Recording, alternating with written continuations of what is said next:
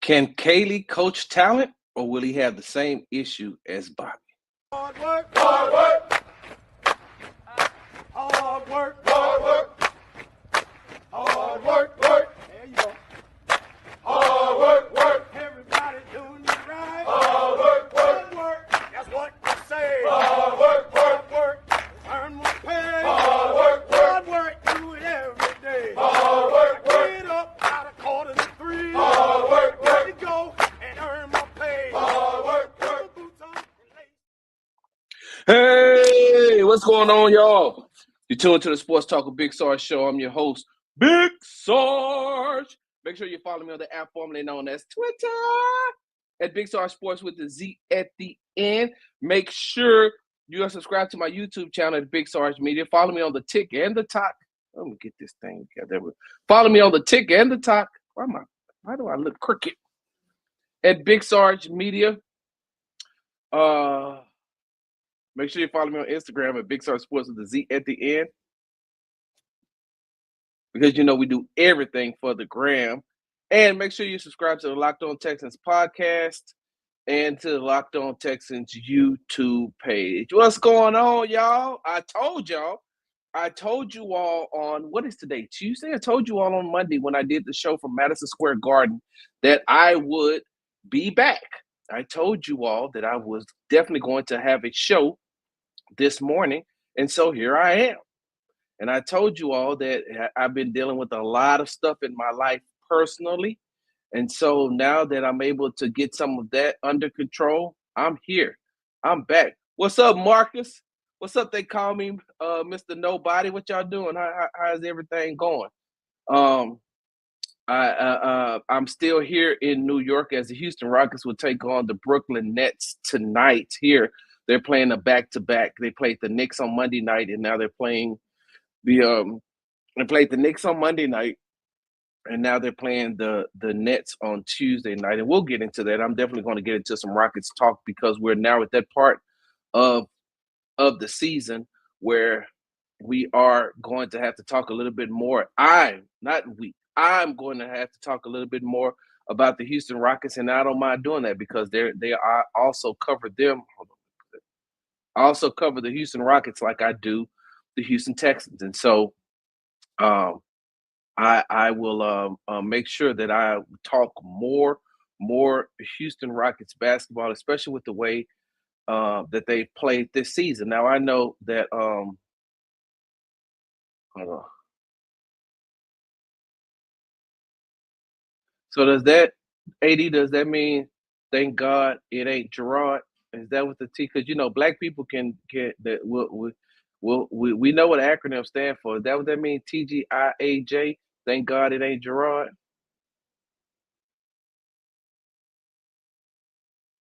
Just booming. What that mean? I don't know what that means. 80, is that what that means? Thank God it ain't Gerard. Well, we'll see. We'll see. We'll see how that goes. I'm going to talk about that here in just a second. I mean, it wasn't Gerard. We talked about that on the Locked On Texans podcast. Make sure that y'all go and y'all look at that. It ain't Gerard. You got another. Listen, let me tell you something. Just like I said on the show yesterday, the clock is ticking for Caley, and he ain't called plays just like Gerard ain't never called plays. And of course, you know, Caley has the advantage.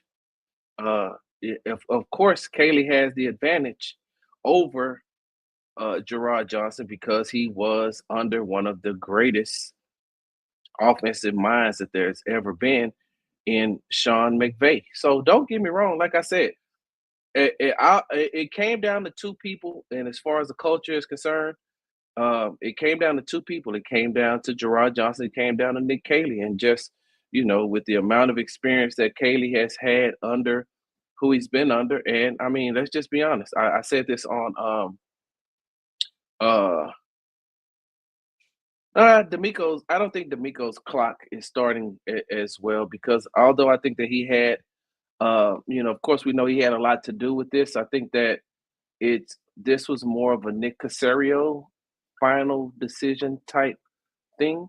And I mean, and like I said, I don't know what Caley's going to do. He could come in here and he could be amazing. But like I said on yesterday's show, he also doesn't get the pass and he doesn't get the excuse. I'm going to clip that up, but y'all make sure that y'all go and look at yesterday's episode of the Sports Talk with Big Sarge show, because it could be um, Caley doesn't, the clock is ticking for Caley. And so once again, you tuned to the Sports Talk with Big Sarge show. I'm your host, Big Sarge. Y'all know how we do it here. I got to ask a question before we even really get off into this thing, because I have a question that I need, these Texans fans, these Texans analysts, these people who be on these Texans Twitter streets. I got a question that I need to ask you all. But before we start that, so we see that with this new administration, and y'all know Sarge don't do politics. I don't do political games. People are going to vote for who they want to vote for. They vote for their best interest. They root for whichever person is leading that political game, whether you're Democrat or Republican, Independent, who's ever in charge of that political game. That's who you all seem to go for. I don't do politics like that. Back in the day, I used to do politics, but now it isn't about what's best for the people. It's best for whoever you're rooting for. It's almost like having a favorite sports team.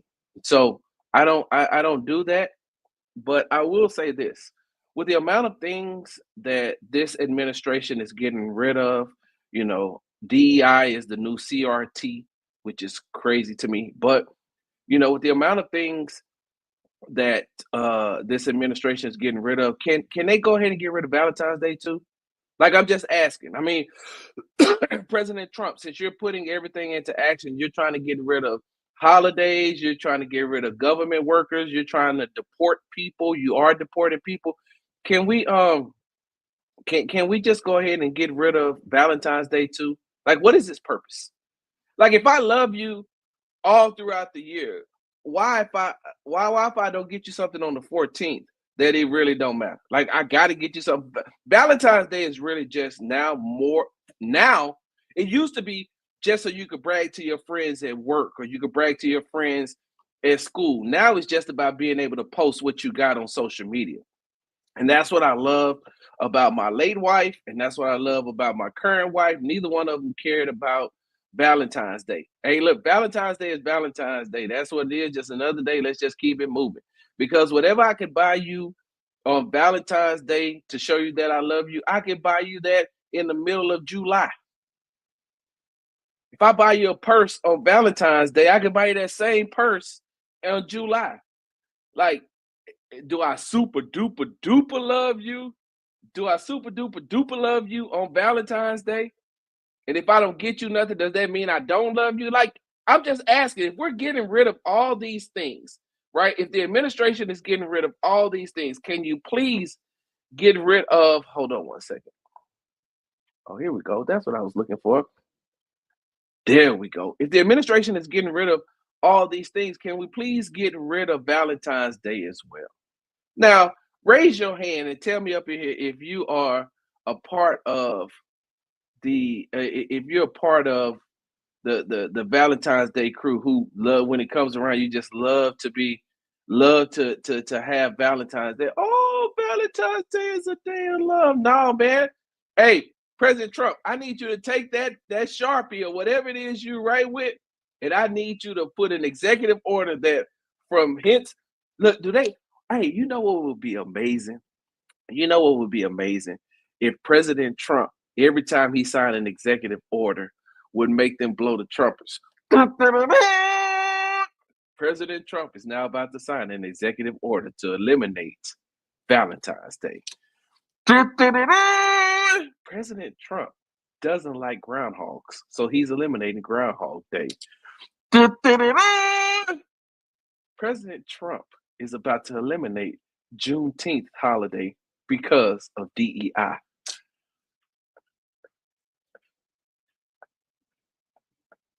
Ooh, well, he got rid of Juneteenth. Like, we just got it. Like, we just got Juneteenth, and you taking it away from us already?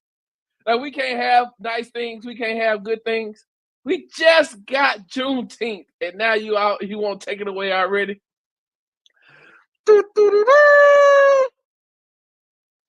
Henceforth and now forevermore, President Trump will sign the executive order to eliminate Memorial Day. Well, what you mean I can't go to the beach? I like to go to Miami on Memorial Day. And why you keep taking all the holidays that I'm off? I'm just asking. I'm just asking. Can we go ahead and get rid of Valentine's Day? Like, can you please, like, somewhere, somehow, that falls in line with DEI, and we don't need you to get rid of that, President Trump. I need you to get rid of that. I know. Y'all miss me. Y'all miss me and my questions and my topics. All right. Let's go ahead and jump into this thing. Once again, you tune into the Sports Talk with Big Sarge show. I'm your host, Big Sarge. Keep blowing that horn, and people in the hotel gonna start knocking on that door.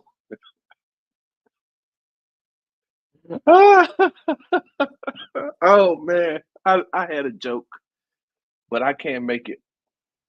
I can't even make the joke because I'm a happily married man. So we just gonna keep that to ourselves. All right, so you see in the title of this show, it's can Caley coach talent or will he have the same issue as Bobby, right? And so what I have down here in my notes is I need to know if can can Caley put into action what he has learned? Can he put into action what he's learned from his time with the New England Patriots? Can he put into action what he learned with his time with the Los Angeles Rams? And the reason why I say that, and the reason why I added that, or will he have the same issue as Bobby? Right. So I know we talk about the Shanahan tree, and I know that we talk about how, I know I've been the one that said that Shanahan tree really doesn't bear good fruit because of the way that Shanahan calls plays and how long it takes to call the plays. And that's the same thing that Clint Kubiak suffered from when he was in New Orleans. And that's the exact same thing that Bobby Slowik suffered from when he was here, when he was with the Houston Texans.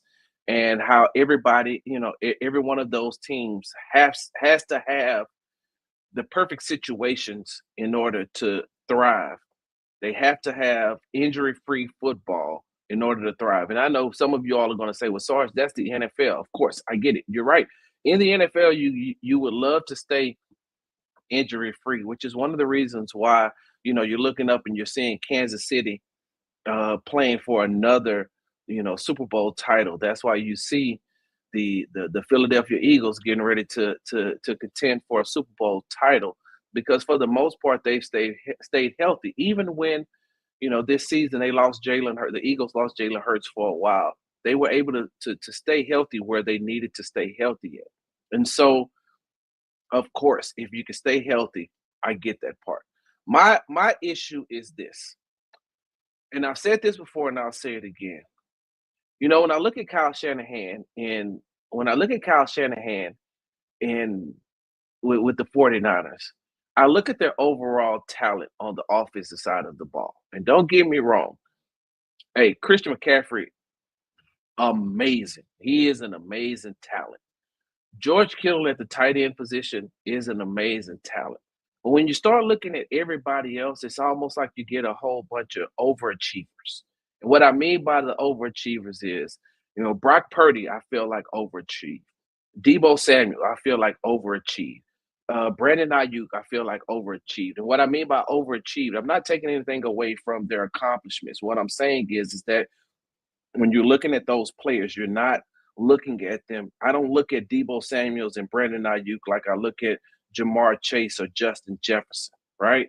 I don't even look at them, when as far as I don't look at them in the same realm that I look at a healthy Nico Collins for the last 2 years, right? I don't look at them, like once he's getting the ball, the AJ Brown.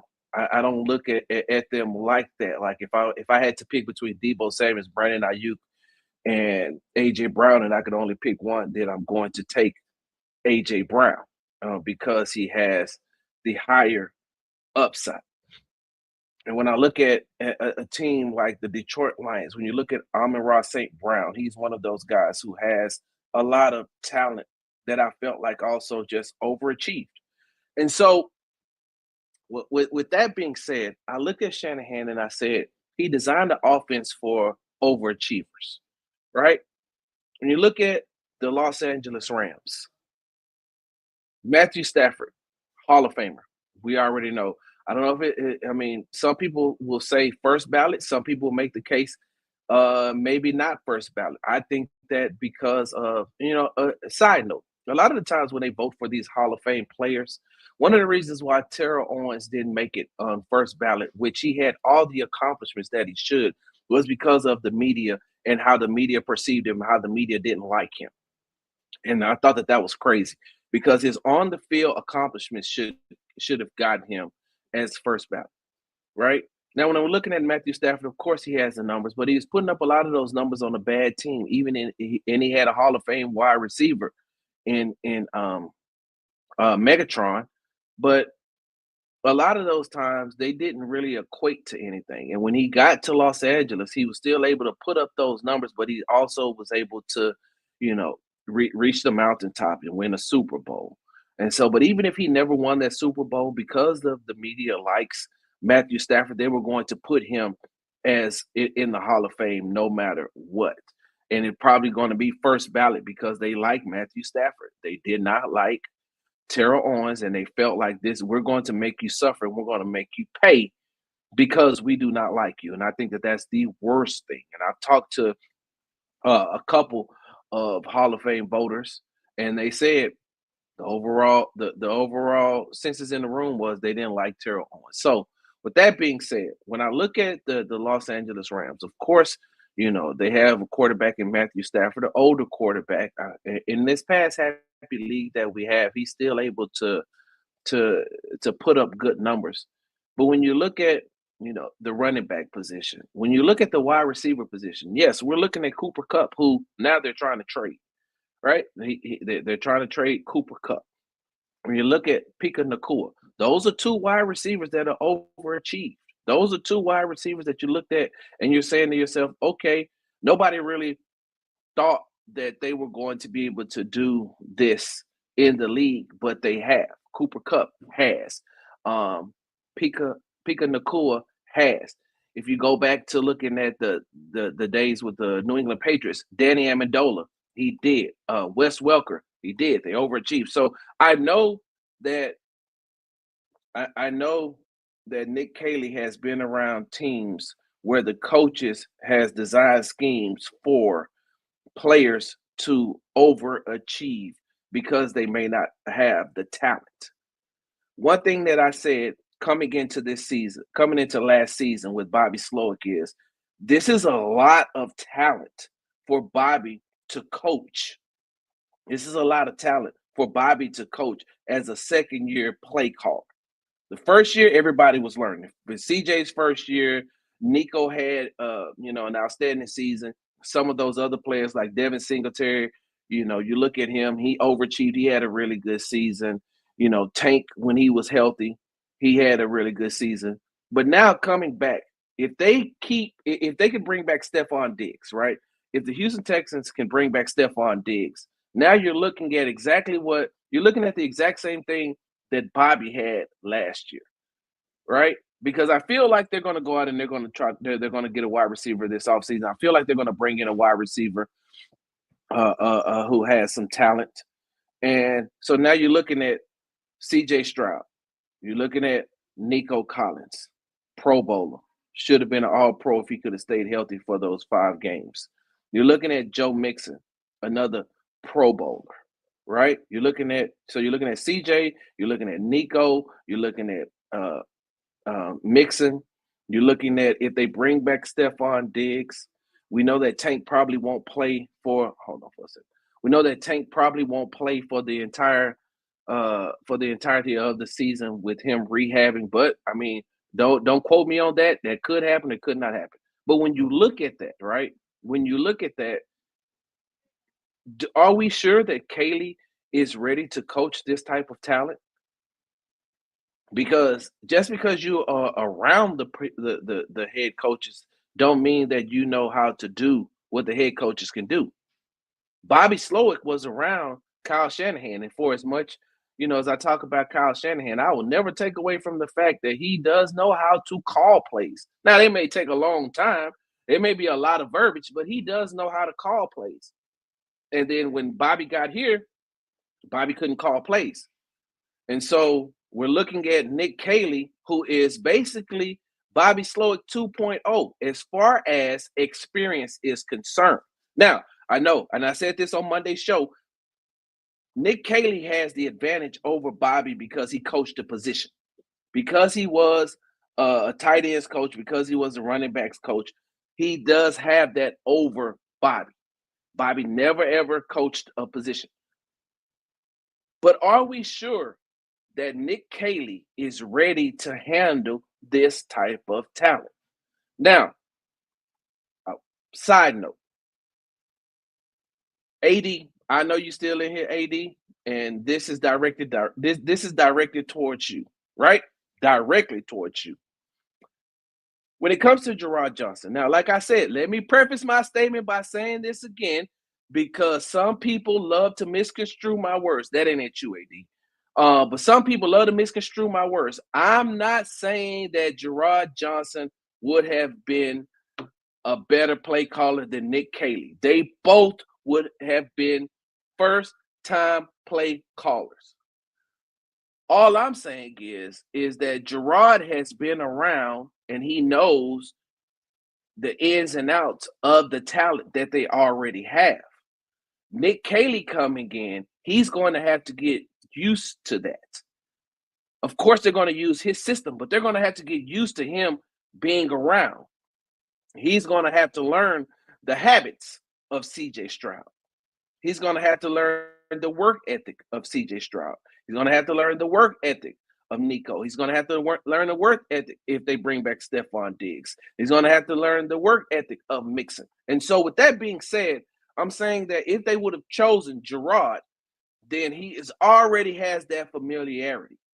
With Nick Caley coming in here, he's going to have to get used to being around and seeing. He's not used to being around D'Amico. He's not used to being around D'Amico.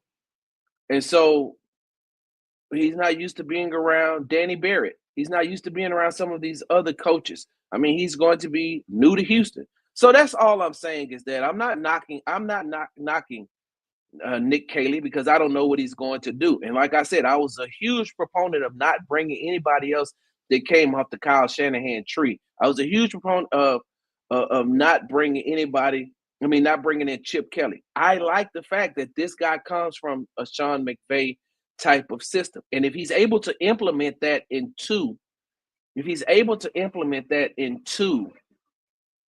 the system, if he's able to implement Sean McVay's system into the Houston Texans office, I'm all for it. I just don't know, is this too much talent for you? Because in Los Angeles, I mean, at one point, all right, let me say it like this.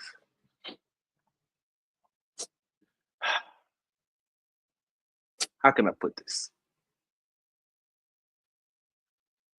So at one point, there was a disconnect, and people don't want to talk about that, but there was a disconnect between Sean McVay and Cooper Kupp, especially when Puka Nacua took off. When Puka Nacua took off, Cooper Kupp wasn't getting as many touches. And if I'm not mistaken, I have to go back and look because I think that at some point Cooper Kupp also was injured. But when he came back, it was almost Cooper Kupp went from being the number one option in that offense to Puka Nacua going to be that number one option in that offense. And then it got to the point where it didn't even look like they were spreading the ball around. It's just like they went directly to Puka Nacua. And so if you're going to get Stephon Diggs back, he's going to have to touch the ball as well. I don't think that they've ever had I don't think that they've had a running back like a Joe Mixon in Los Angeles. So that's all I'm saying. Like, this is one of the concerns that I have outside of him never calling plays before. Can he handle this type of talent? And although he was around Matthew Stafford. Although he was around Matthew Stafford and seeing what Matthew Stafford can do, he didn't coach Matthew Stafford. Now you got to coach CJ as well. Now, I see AD. Huh. I see. Yeah, Gerard is back as quarterback's coach, but for how long? How long? Just like I said, either on Locked On Texans either I said this on the Locked On Texans YouTube, or I said this on my show yesterday. Even if Gerard comes back, for how long? And in a year or two, is Gerard going to be looking for another position? Is Gerard going to have an opportunity to become a first-year play caller? If the success of the Houston Texans take off, then will Gerard still be here as a quarterback's coach? And now you're talking about year four for CJ, and now you're giving him a brand new voice, right? You're giving him a brand new voice because now he's had 2 years of Bobby. Now he's going to have at least 2 years of Nick Caley. But one thing that stays consistent is he's going into year three. Yeah, he's going into year 3 of Gerard. He's going into year 3 of being with Gerard. And so if Gerard leaves and then you have Nick Caley, then what are you looking at? You're going to have to go out and look and find somebody who has that type of rapport with him as well, who knows CJ, who knows how to get the best out of him. Because contrary to popular belief, on the sideline, it was Gerard talking to CJ. It was Gerard telling him, "Hey, man." And so let me tell y'all something, right? And a lot of people don't know this, right? A lot of people don't know this, and there's some people who covered the team who don't know this. You know, they're touting themselves as the best, but I'm saying, how are you the best when I'm around you and I know that you don't have the type of relationship and talk to the players or the coaches? So, contrary. What did I say? Not contrary to belief. But one thing that I don't think people realize is that Gerard coaches CJ. They not just friends. Like, I don't want you all to think that Gerard and CJ have this lovey-dovey type relationship and Gerard doesn't coach him. Gerard coaches him. Gerard, when it's time for him to tell CJ he's wrong, he tells CJ he's wrong. When CJ is not doing something right, he tells CJ, you're not doing this right. This is what you need to correct. You got to get better at this. You got to do this. You got to do that. It isn't just, he's not afraid of CJ. He's not afraid to criticize CJ. Let me say it like that. He's not afraid to criticize CJ. And I think that a lot of people don't understand that. I think that a lot of people, when they see Gerard, you know, when they see video of him, when they see him, they think that he is passive because of his demeanor. He doesn't look like, he's the rah-rah in your face type of coach, and he's not. You just go to, hey, you're wrong. This is where you need to improve. And you got to get better at this. And you see this right here? This could have been done better. Look at the way that your feet are set up. Look at when you drop back right here. Why didn't you run right here? Like there's the lane open. Like, Gerard coaches him. And that's the one thing that CJ loves about Gerard. He loves the fact that Gerard will coach him. Now, I know that they have a relationship from when CJ was a teenager at the Elite 11 all the way to now, but Gerard coaches him and tells him where he's right and where he's wrong. So that's all I'm saying, is that going into year 4, are we still, will Gerard be here? Now, how long does Gerard want to be a quarterback's coach? Like, I don't think that he'll make a lateral move somewhere, but who knows? Who knows what's going to happen here in the future? And like I said, once again, I'm going to say this. I'm going to reiterate. I'm going to say it till I'm blue in the face. And y'all see how dark I am? You know how much it takes for me to turn blue? I'm not wishing or hoping that Nick Caley is not successful. All I'm saying is right now, all we're going by is resume and relationships, R&R. That's all we're going by right now is R&R, resume and relationships. He has the resume. He has the resume because he's been with the New England Patriots. He has the resume because he's been with the Los Angeles Rams. He's been when the Patriots were winning. He's been when the Rams were winning. So he has he has that on his resume as being part of that coaching staff, right? He has the resume. He has the relationship with Nick Caserio. He has the relationship with Sean McVay. He has the relationship with McDaniels. Like, he has the relationships he has. So he has the resume and the relationship. We need to see the action. And like I said on Monday's show, you don't have the time. He does not have the time to make any mistakes. So that's all I need to know. Y'all drop it in the comments what y'all think. If y'all think that I'm wrong, tell me I'm wrong. Tell me I'm wrong if I shouldn't be concerned about will Nick Caley be able to coach the talent that the Houston Texans have, or will he fall into the same trap or not? That's not the right word. It's not the same word. Let me take that back. Not trap. Not trap. Will he fall into the same thing that Bobby did in the second year, when there was entirely too much talent on his team and Bobby didn't know how to handle it? The proof is in the pudding. There's a lot of mouths to feed on that Houston Texans offense. And like I said, if they bring Diggs back, there's going to be a lot.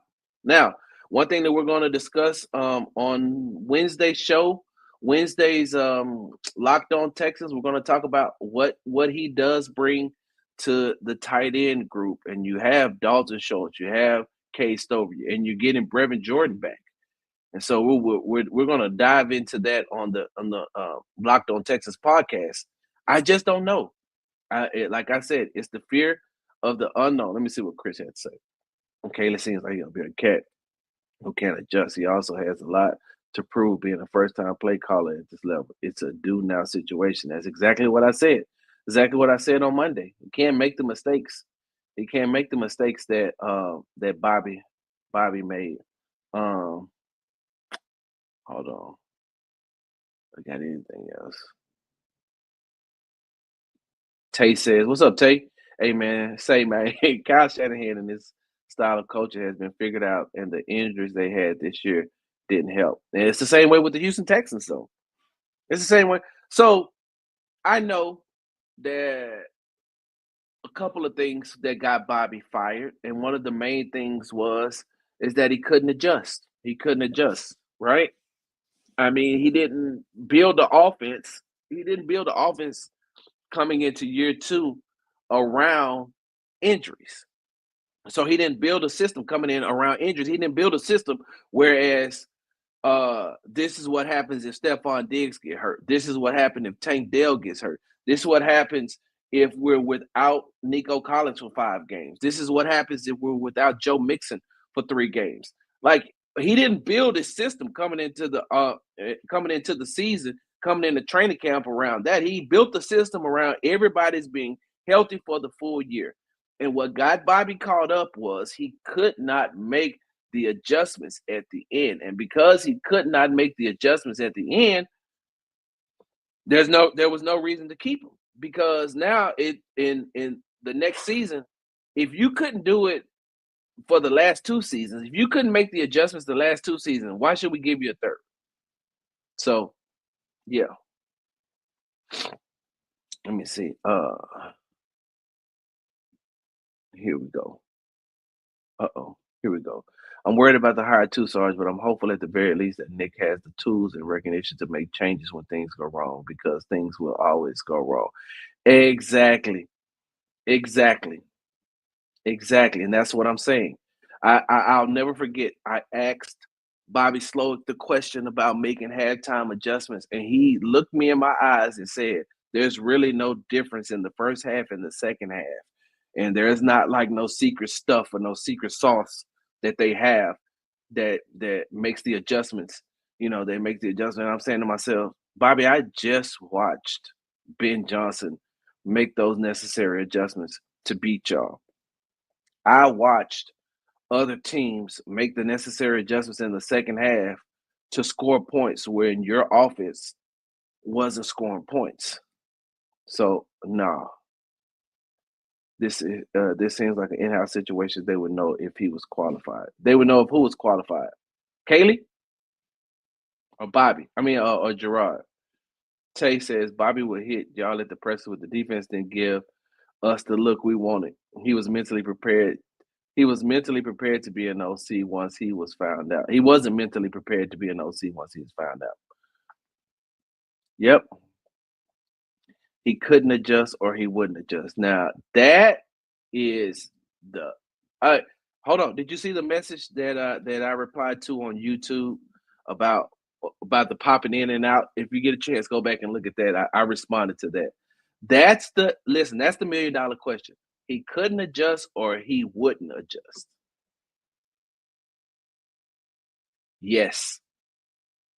Can I just say that? Is that okay for me to say? Can I just say yes?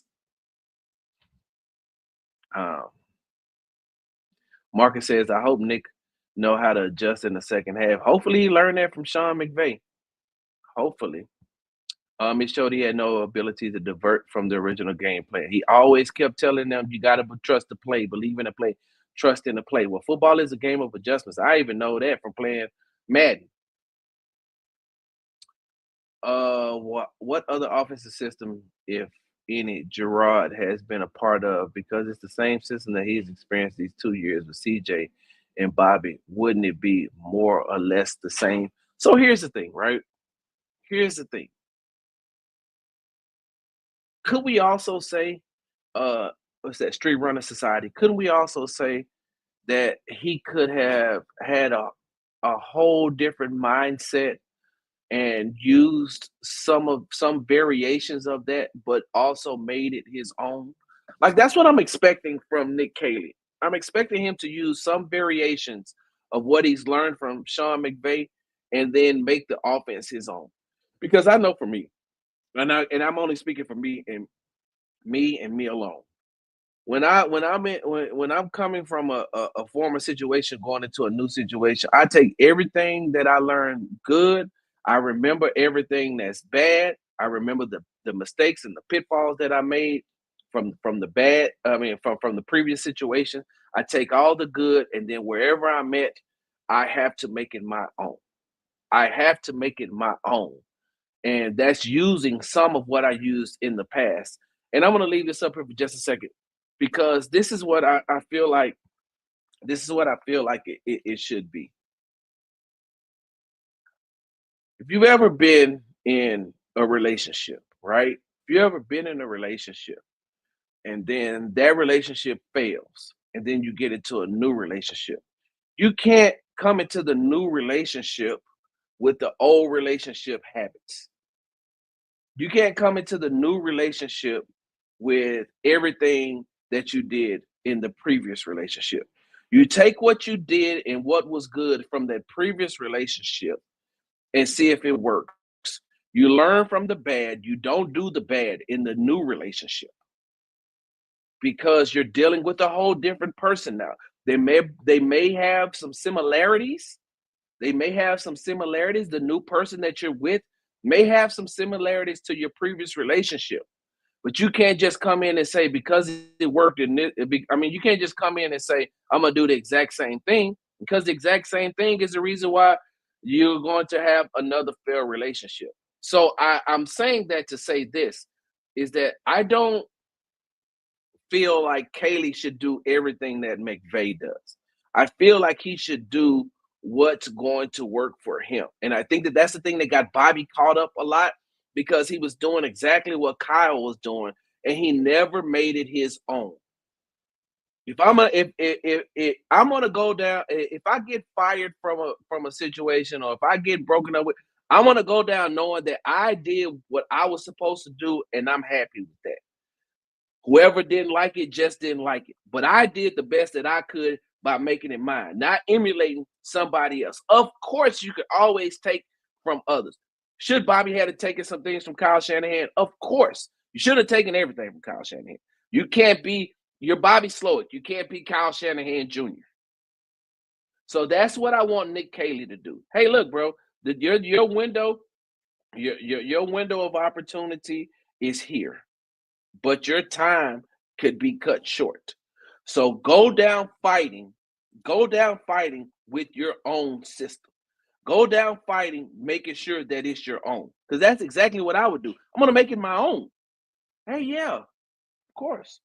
Let, you know what? Let me put it like this. As far as this media game is concerned, I watch other. Um, I watch the national media. There are some people that I really like watching as far as the national media is concerned. I watch the media. I listen to other people's podcasts. I listen to other to other. I mean, I read other journalists' work, and I feel like, hey, man, that's good.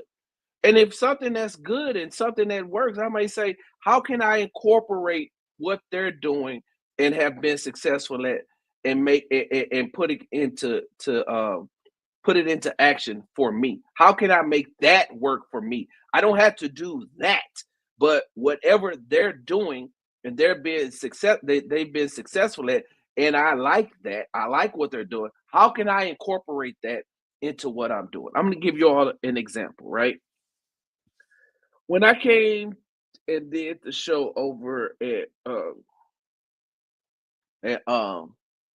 790, right? When I started becoming a regular on In the Trenches with Indy Kalu, I don't know how many of you all know Indy Kalu, the media personality. Indy is by far one of the most professional people that you're ever going to meet. Indy is by far one of the best at his job. I mean, this is how you know sometimes good. Indy can come in, and I'm the exact same way. And I was that way when I got there, but it just enhanced. Indy can come in with paperwork like this and be like, and have his notes, and he'll just go. And then he's spewing off things, this, that, and the other, because he's just that good. One of the things that I do that I like is that because I do thirst for knowledge so much, I read so much and see so much. Because if you stay ready, you ain't never got to get ready. And I've told this story before, but I'll say it again. There's a lot of times that I went into 790 and I didn't even know what we were going to talk about. By the time ND got the show rundown, it was almost time to start the show. Chris Gordy never included me in the show as far as giving me a rundown, this, that, and other. So sometimes when you all heard me talking on the mic and was sitting there, I didn't have a clue on what the next topic was. I didn't know what we were going to talk about. I didn't know what was on that sheet, but I know me. And I know that, hey, bro, it doesn't matter what you're going to say because I know that I'm already prepared because that's what I've done, because I've watched other people do it. Indeed, I learned so much from Indeed as far as this is concerned, being a professional. I learned about as far as preparation, about talking on the radio, about more enunciation, about breaking things down just a little bit more. Because I used to do 2 shows a day. I had my own sports talk show, and I was doing 790. At one point, I was doing 3 shows. At one point, I was doing a early morning show with Jason. I was doing a midday show with Indy over at Sports Talk 790, and I was doing a drive time show, Sports Talk with Big Sarge of my own. So I said all that to say this, right? I said all that to say this. Nick Caley needs to pull from all of his experience, put it all together, and then make it his own. We can't be putting that evil on Caley because of Ricky Bobby. Bobby had these same problems last year. No short game, no mid-range game, no crossover game, can't adjust on the fly. Hey, but we don't know if Caley can either. We haven't seen it yet. We have not seen it yet. We're going to talk about that at another time. I'm not a Mavs fan. I am not a Mavs fan. I'm a Cowboys fan. But we'll talk about that another time. Tay. And let's just say this. Let me just say this. The powers that be that are working over there with the Dallas Mavericks, uh, go do a little bit digging into the ownership group and see how they made how the majority of them made their money. The way that they made their money is something that's illegal in Texas, and they want to bring gambling to Texas. They want casinos in Texas. And they said, okay, so we poured all this money, we've used all these lobbyists, and we can't get this legislation passed to where we could build casinos in Texas. Don't worry, we'll just make the Mavericks bad and then move them to Las Vegas.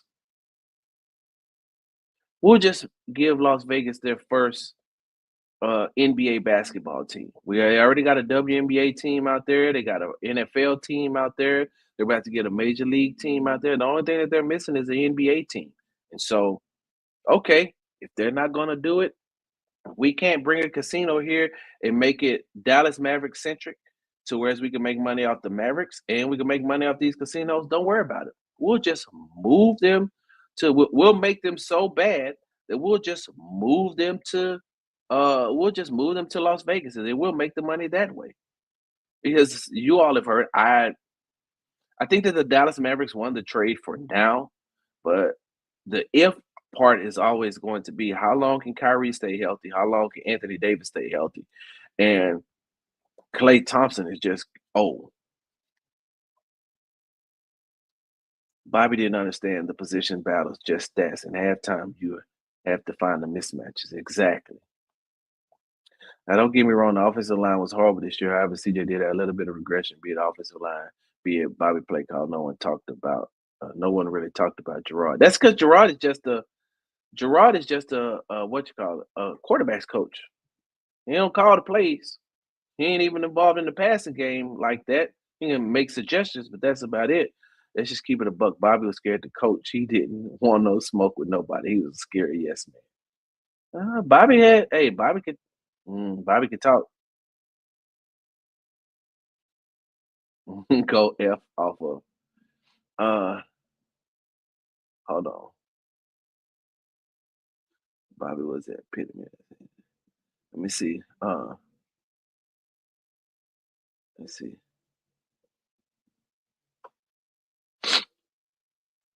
Rockets had the best Texas team from the summit and beyond. We're gonna talk about that too. We'll talk about that. We're gonna talk about that on the Locked On Texans podcast on the Wednesday edition. So just make sure you make sure you subscribe. So, like I said, with that being said, I don't know if Bobby. I don't know if Nick Caley is prepared. I don't know if he's unprepared. We're still dealing with the fear of unknown. Hell, this season ain't even over with yet. The season ain't gonna be over until they play the Super Bowl.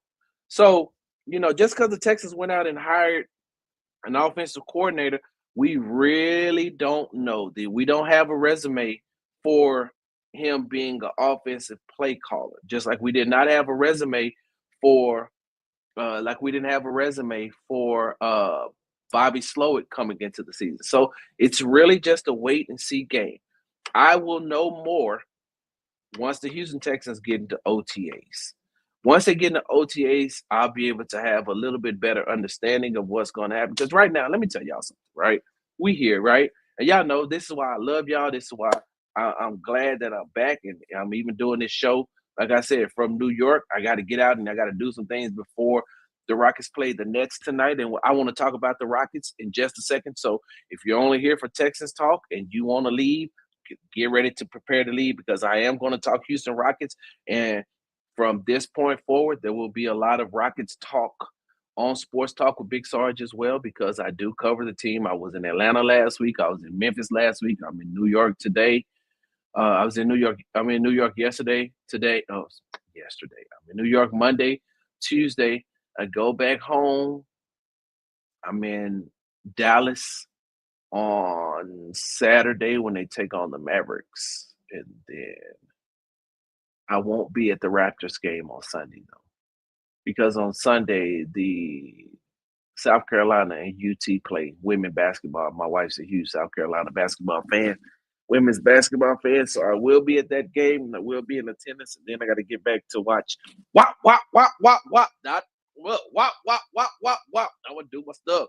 Why you trolling like an ancient tired, trying to strike a chord, and it's probably Hey, side note, they talking about he's not going to sing Not Like Us at the Super Bowl. They played it at the Grammys. and stopped it. And the whole crowd, everybody in the crowd with A minor,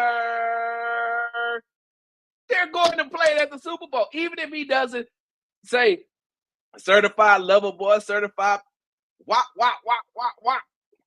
That's all I'm saying. So I got to be home to make sure that, listen, hey, do I want to watch football? Of course. I want to see Kendrick. I want to see the Kansas City Chiefs and the Philadelphia Eagles. I think it's going to be a very good game. Listen, whichever team wins, cool with me, even though I don't want the Eagles to win because they play in the same division as Dallas Cowboys. I don't want the Eagles to win, but if they do, I'm gonna be happy because Jalen Hurts is from Houston. And I'm rooting for Jalen Hurts. I'm rooting for Jalen Hurts, right? My frat brother, my chapter brother from Prairie View A&M University, the Eta Gamma chapter of Alpha Phi Alpha Fraternity Incorporated, my club, he's a number 10, I'm a number 10, is Jalen Hurts' uncle. Like, he's Jalen Hurts' uncle. So I root for Jalen Hurts. I root for Jalix Hunt, who plays defensive end for the Philadelphia Eagles, who went to HCU, formerly HBU. He's my frat brother. He's an alpha. So I'm rooting for them too. And for the Philadelphia Eagles, I'm rooting for Thomas Booker. Because when Thomas Booker was with the Texans, I talked to Thomas Booker all the time. He's a very good dude. He's very smart, very intelligent, and he's cool. So, hey, and then on the flip side, y'all know I'm a huge Justin Reed fan. Justin Reed was my guy when he was with the Houston Texans. Every time he comes back, every time they play, I make sure I get, hey, Mr. Reed, how's it going? Justin Reed. DeAndre Hopkins. I covered him when he was here. I'm in New York. When he was with the Houston Texans, I'm rooting for DeAndre. I would love to see DeAndre Hopkins get a ring because of the way that Bill O'Brien did him when he traded him. I would love so either side, but I'm really just going for the halftime show. Well, watching. I'm not going to the game. Super Bowls are a lot, y'all. I don't know if y'all know that. No. Super Bowls are a lot. What was I saying before that? Now I done got myself all off track. Oh, we're going to be talking more Rockets basketball. Let me see what we got here. Before Bobby could talk, but when the lights got bright, he backed up into the shadow. How was the guy who never played quarterback and never called by supposed to help our elite quarterback never call plays? Are you talking about Slowik or are you talking about Caley? We should go steal Rams offensive lineman coach as well. That's another story for another time. We're going to talk about that. Caley has a leg up on Bobby Slowik due to the fact being on the actual positions coach and having to have direct relationship with players. Bobby had direct relationship with players too, though. Like I said that to start this show that Caley had, and I said this on Monday's show. Caley has the leg up on him because of that. It's our first round pick of wide receiver. Also, I want guard from Arizona, very nasty dude, for sure. Pick in my opinion. So, Blue Boy. I don't know how to say that last part, so I'm just gonna say Blue Boy, Mr. Blue Boy. I'm gonna just say this: make sure you are subscribed to the Locked On Texas podcast and onto the YouTube page because the co-host on that show, John Hickman, does an outstanding job of breaking down draft picks, looking at college players. Once this season is over and we really get into the minutia of starting to look at who to draft, you've got to look at that because John is amazing when it comes to that type of stuff. He's way better at analyzing those college players coming out. Like, I just know the top picks. Like, I'm looking at, like, I can tell you what Shador is going to do. I can tell you what Travis Hunter is going to do. You know, I'm looking at Genty. I'm looking at Scatterbo. You know, I'm looking at those the tops. I can tell you what they're gonna do, but I believe Caley. I believe in Caley because Bobby could have easily made adjustments to include a short game and proper check down routes. Bobby just was too stubborn to change. Caley's a fresh perspective. We're going to see. We're going to see. We don't know just yet. Everything is just on paper. Just on paper. That's all. Seeing Taylor Swift dance to Not Like Us was hilarious. It surely was. Me too, Amy Taylor. Nope, don't want Hop to get no ring. Can't stay in Kansas City. I do. We're going to talk about that. We're definitely going to talk about that. Oh, okay. Caley will have some decisions in his staff. Yeah, that's what I heard too. We need one of them running backs. Are we keeping the same coaches and just changing the OC? No, I heard that he's going to have some decisions, and that's what Texas Tangents answered. Yes, he's going to have some decisions. All right, so let's hop into these Houston Rockets, right? And like I said, if you were here for the Texans only, then now's your time to exit. Thank you for watching Sports Talk with Big Sarge. Make sure you subscribe, like, and comment. Make sure you follow me on the app formerly known as Twitter at Big Sarge Sports with the Z at the end. So the Rockets gonna be all right. I know that the Rockets are on a 3-game losing streak. I know that they lost to the Memphis Grizzlies. I know that they lost to the Brooklyn Nets. I know that they lost to the New York Knicks. But they're going to be okay. Even though they got beat pretty bad in the Nets game, good teams have letdowns.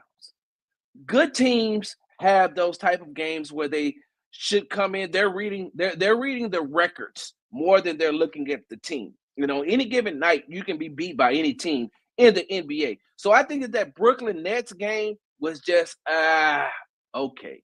They got us. They got us. But the Rockets are going to be just fine. Watching the way that they played the New York Knicks last night. Side note, y'all know why I do that, right? It's self-correction on the spot. It's on-the-spot self-correction. We used to do that in the Army. Hey, fix yourself. That's what we used to tell the troops. Hey, fix yourself. Self-correction right here. Hey, fix yourself. So, Sarge, fix yourself. I can't say yesterday because I don't know when somebody's going to watch this show. In Monday night's game against the New York Knicks, the Houston Rockets down Jabari Smith Jr., down Alperen Sengun, down Fred VanVleet, down backup Jock Landale. The first 3 I named you were starters. They were down 3 starters. And even though they were able to adjust without Jabari Smith Jr. being in the lineup, they've been able to adjust.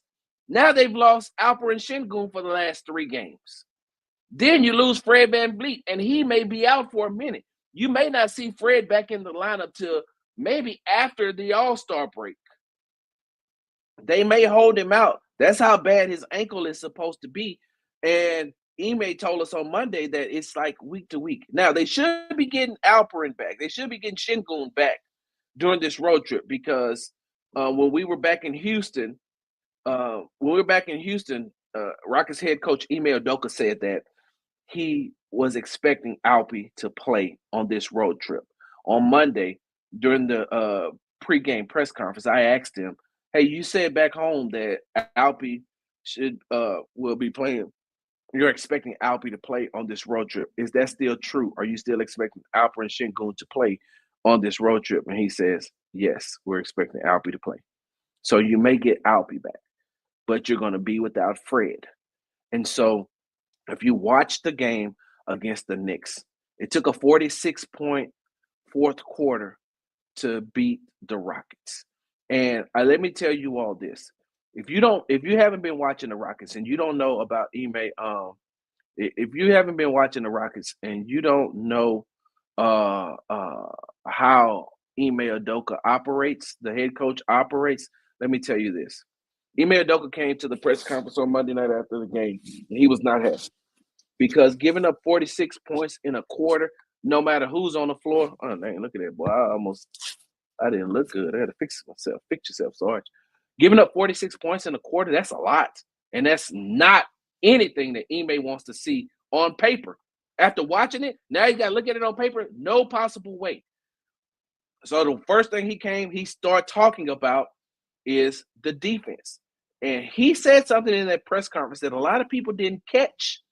But he said, our supposed defenders got cooked. His words verbatim. I have the video. I'm going to put it out here soon. He said, our supposed defenders got cooked. One of the first things that Amen Thompson said when he was answering questions in the press conference is, it's my job to play defense. It's my job to be a stopper, and I wasn't. I did not do that job tonight. I did not do what I was supposed to do. And Amen had a triple-double. But one of the first things, he didn't even want to talk about the triple-double. He wanted to talk about the fact that he didn't play defense. So that's how I know that he took what Ime said, he heard it, and he regurgitated and said, hey, I have to do better. When Tari Eason came into when he came into the press conference, Tari said, I have to be a better defender, and I was not that on tonight. Ime said they got beat, but too much one-on-one, getting beat off the dribble, not doing what they were supposed to do on defense. And they only lost by 6 points. They had a lead for a very long time. And I just told you, they're without Fred. They're without Alpy. They're without Jabari. And they were without a backup center. Look, it was so bad for the Houston Rockets last night that they started Jayshawn Tate at center. None of these teams that are really none of these teams that the Rockets are really losing to are like good teams. If you look at their losses, let me look. Hold on. Y'all give me a second, because y'all know how we like to do this. The Rockets are 32-17. 32-17, and I want to say that 11 of those losses came to teams that was 500 and under. 500 and under. They have 11 losses to those type of teams. Matter of fact, the double-digit loss to the Nets was the first time that a team that's 500 or below has beat the Houston Rockets by double digits since the Detroit Pistons did it. The Detroit Pistons beat them by 11. I think they lost to the Nets by like 12, 14 maybe. That was the first time a team under 500 had beat them by double digits. Everything else had been 10 points or less. Some of those games were 7 points or less. So, a week and a half ago, I think it was a week and a half ago, may have been last week, I asked Ime what part of the rebuilding phase are they in. That was in Atlanta, as a matter of fact. That was in Atlanta, so they had to be last Tuesday. I asked him about the rebuilding phase. What part of phase 2 are they in as far as rebuilding? He said, we're still in it. Even though our record may say one thing, we're still rebuilding this team. And of course, you look at it like this, and I've told you all, and I said this over and over and over and over and over and over and over again, that the Houston Texans and the Houston Rockets are the Spider-Man meme. And so you look at the success that the Houston Texans had in year 1. You look at the success that the Houston Texans had in year 2. You look at the success that the Houston Rockets had in year 1, almost making it into the play-in. And now you look at the success that they're having right now. Some injuries has caused them to slip in the standings from number 2 to number 3. They're right up under the Memphis Grizzlies. But here's a team that is fully healthy, primed, and ready to go, which also, where have we heard that before? Hey, man, if this team stays fully healthy, they'll be going to the AFC championship game. This Houston Rockets team can stay healthy. They can make it deep into the playoffs. And that's even with the San Antonio Spurs getting De'Aaron Fox to go with Victor Wembanyama, and the Dallas Mavericks getting Anthony Davis to go with Kyrie Irving and Klay Thompson, and with the Los Angeles Lakers getting Luka Doncic. Like, even if I'm looking at those three teams who have made these blockbuster deals and these blockbuster trades, I'm still saying a fully healthy Houston Rockets team is better than them because the Houston Rockets play defense way better than they do. And so I don't think that there's any need to worry right now because of the way that the Houston Rockets are just trying to float and stay above water until they can get healthy again. And that's no excuse.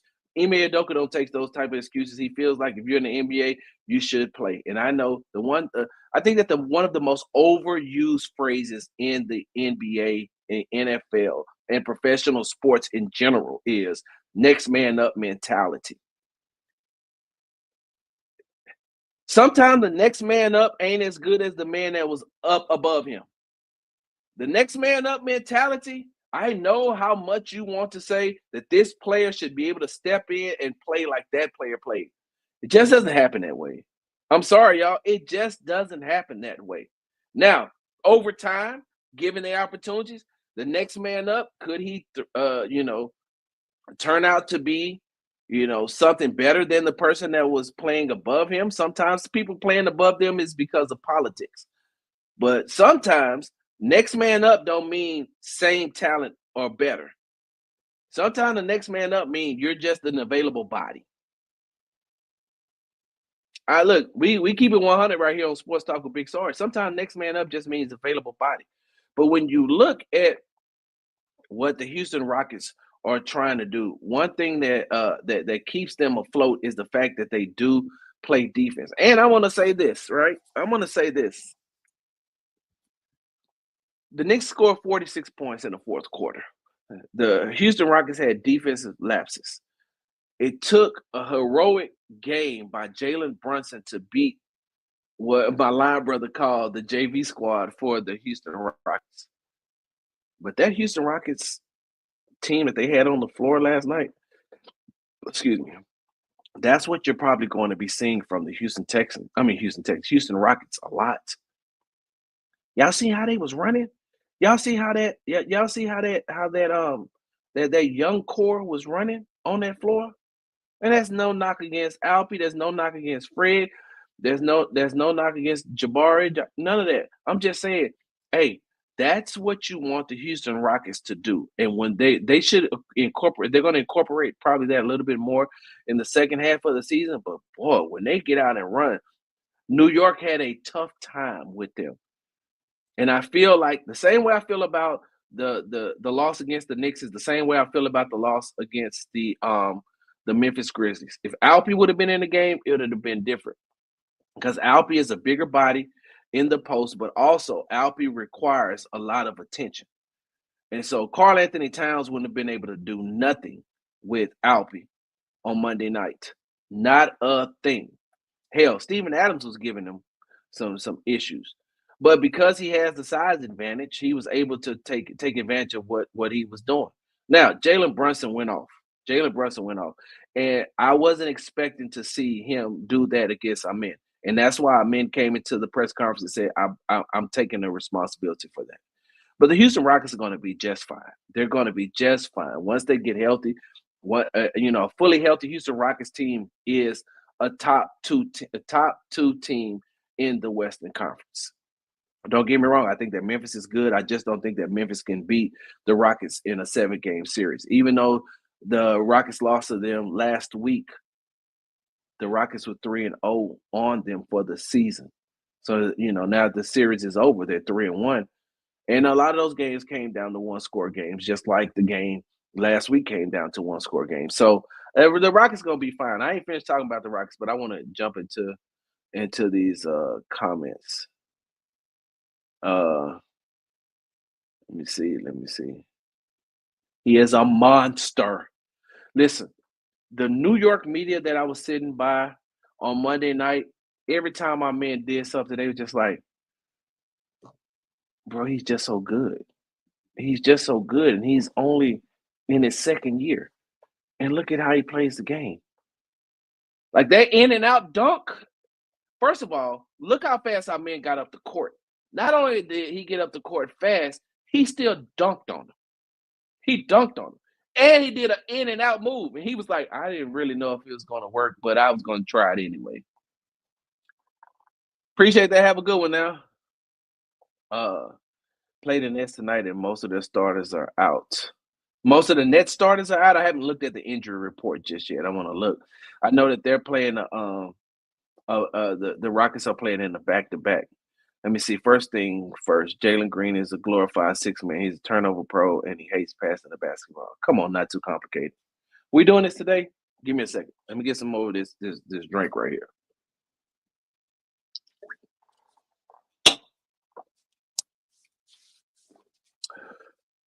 Jalen is way more than a glorified six-man. And the way that he has turned his game around has been amazing. He is turnover prone. He's turnover prone when he has to have ball handling responsibilities. He's not a facilitator. Jalen Green is not a point guard. Jalen Green is a shooting guard. You remember what Kobe used to say? They used to be like, Kobe, why don't you have more assists? He says, because I'm a shooting guard, not a passing guard. Go back and look at Jalen's turnovers. Go back and look at Jalen's turnovers over the stretch when Fred over the stretch when he won. What did he won? Western Conference Player of the Week. Go back and look at that. Go back and look at his total overall turnovers in the month of January. They were not a lot. He had a lot of turnovers against the Knicks on Monday night because he had to be a primary facilitator, and that's just not that's not his job. Also, when you look at some of the turnovers that he had against the Memphis Grizzlies, that's because he was driving into the paint, going into bodies, losing the ball. That's on him. But Monday, and what people aren't realizing is that the adjustment that Ime is going to have to make is he's going to have to learn how to get some shooters on the floor because teams are deploying zones against the Houston Rockets because they can't stop them on the perimeter. They can't stop them on, and what I mean by the perimeter is they can't, when they go to play one-on-one perimeter, even if they're switching, even if they're blitzing, the Rockets have too many players that can get to the bucket. They have too many players with quick first steps. Amin has a quick first step. Jalen has a quick first step. Tari has a quick first step. Cam has a quick first step. And then when Alpy's in the game, you're one-on-one, he's going to body you down to the post and get his shot off. And so when teams deploy zone, they're going to have to – that's why, it's really funny. And I'm going to ask Ime Udoka about this today. Correct yourself, Sarge. I'm going to ask Ime Udoka about that on Tuesday, about getting another are they looking for anybody else to add to this roster? Because they need a shooter that's going to shoot people out of the zones. Either that or you're going to have to get Reed in the game and just let him shoot. And if he misses, let them crash the board and go get it. Because once they start deploying the zone, they take away – and don't get me wrong now, Jalen can shoot the 3 too. But they're running these zones and they're starting to blitz him a lot to get the ball out of his hands. That's crazy. Let's not discount these losses. Came with Shingo out with injury. I'm not worried. Exactly. Got to make a trade or it's Reed Shepard season. That's exactly, AD. That's exactly what I just said. Barry won't be back till probably March. But he is still in some great shape. I've watched him during the shoot-arounds. He is in some great shape. So why is the defense giving up that many points in a full court late? That's the thing. And, with the last 3 games that they played, they've just been sometimes it comes down to the war of attrition, AD. Sometimes, when the team is playing and they don't have the people that they need in their rotation, at some point, you just get tired. Bella, the trade baby 3. What up, Sarge? I was telling some sports guy that my Better Help therapist listening to you during my lunch. Appreciate that. Glorified 6-man. I had third most 30-point games in NBA history at the age of 22, sir. Exactly. Jalen turned the ball over 6 times. Is that supposed to be unacceptable, Brian? Yeah. But he's not a point guard. bro, I want you to go and I want you to look at some, because some of these, like you get, I would be spoiled too if I looked at some of our men's numbers and seeing that he was like 7. I'm sorry, like 10 or 14 or things like that. But 9 or 22. A lot of these players that you root for in the NBA have these same type of nights. Let me see something real quick. Y'all give me a second, y'all. Y'all give me 1 second. Give me 1 second. Let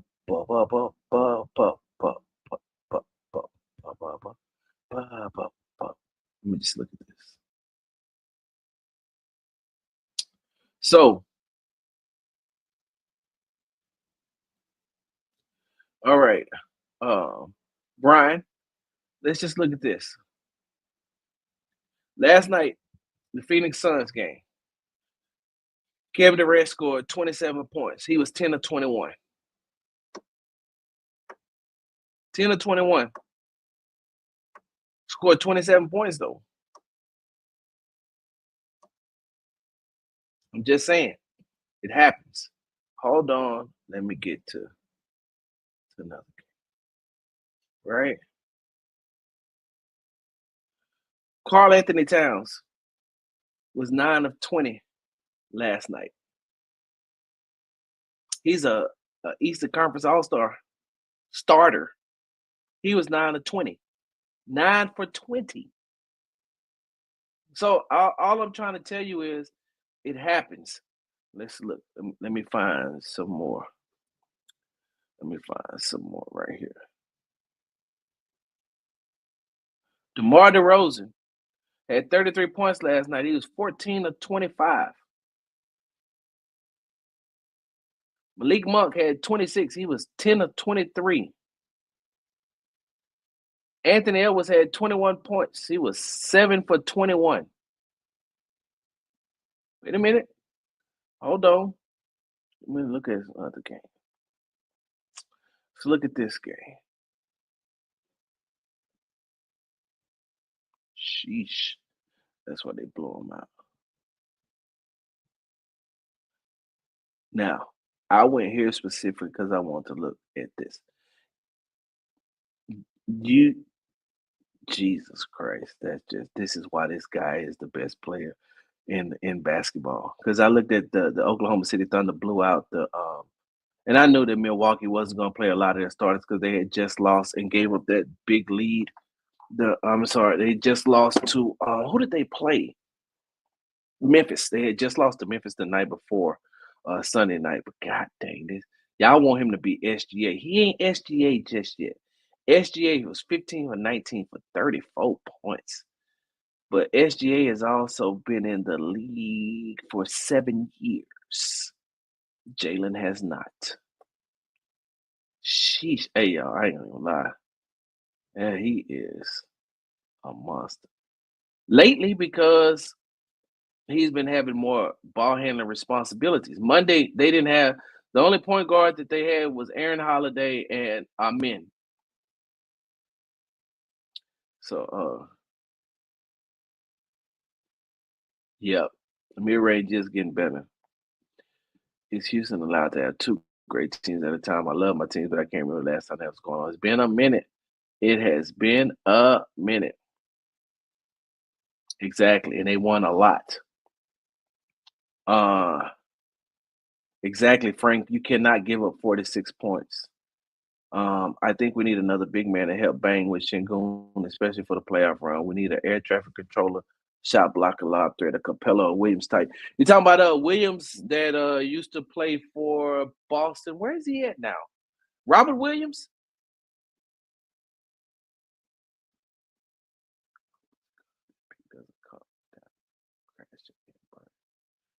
This pick. What pick? Reed? So getting back though to the Rockets, they're gonna be just fine, y'all. They're going to be okay. They're going to be okay. Do I see them competing for the Western Conference Finals? I don't just yet. So here's the thing, right? Here's the thing. For as good as the Rockets are, right? For as the Rockets have become this season, right? They still have another half of a season to play, well, a little bit less than a half of a season to play after the All-Star break.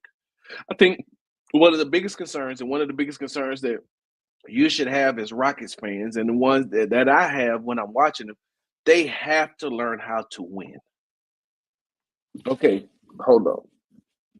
Because you're saying, Sarge, what are you talking about? They have to learn how to win. They're 32-17. What do you mean they have to learn how to win? Because they should easily be 40-9. I just told you about the amount of games that they lost to teams under 500.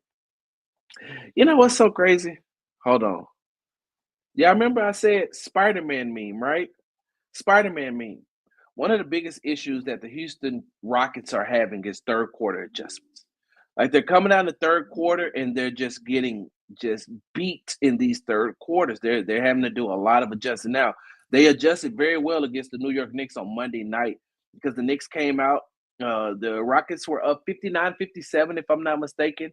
They were up 59-57, and then they went the Knicks went on a run and they took the lead. The Knicks took the lead 64-63 with 7 minutes and 29 seconds left in the third quarter. So that means they outscored the Rockets 12-4. 12-4. And then the Rockets outscored them 26-14. But even in the Memphis game, they gave up an 8-0 run to start it. And then they allowed Memphis to come back in the game when they had a double-digit lead, if I'm not mistaken, or maybe like an 8-9 point lead at the half against Memphis, just like they had a lead against the Knicks. The third quarter is where the Rockets are starting to have they have to start doing more. They have to be better coming out of halftime. And most of the time they do get it together, but they're starting to play against these teams that if they make a run on you, it's hard for you to get back into the game. And so what does that sound like? Who does that sound like? What did we just get through talking about earlier on this show? Bobby Slowik and his unwillingness and his inability to change at the half. I don't know. As a matter of fact, when I asked Email Doko on Monday after the game about how much of the defensive lapses were due to the unfamiliarity of the lineups that was on the floor playing together, he said it should have. I mean, not should. He said it was none. He said these guys knew what they were doing. We showed them clips at the half on how they on some of the defensive mistakes that they made, and it only got worse in the second half. And so the problem that the Houston Rockets and the Houston Texans have is making a second half adjustment. So coming out of the All-Star break, hoping the Houston Rockets can learn and be better than the Houston Texans were coming out and making the halftime adjustments. And so exactly, that's what I was saying, Frank. It's the exact same thing. The NBA is turning into baseball where you're getting paid to be inefficient. Cam Whitmore and Jalen Green are the same players.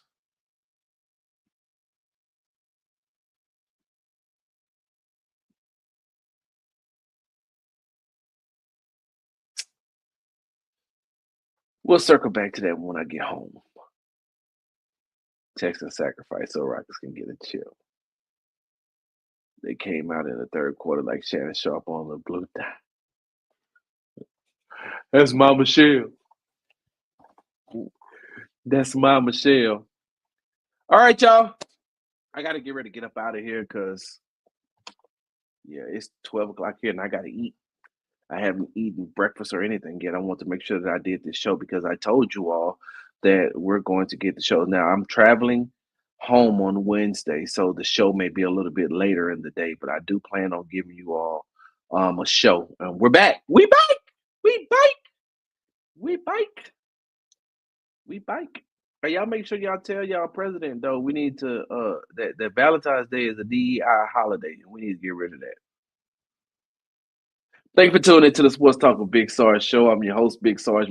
Make sure you're following me on the app formerly known as Twitter at Big Sarge Sports with a Z. Follow me on the ticker and the talk at Big Sarge Media. Make sure you subscribe to my YouTube channel at Big Sarge Media. Make sure you follow me on Instagram at Big Sarge Sports with a Z at the end.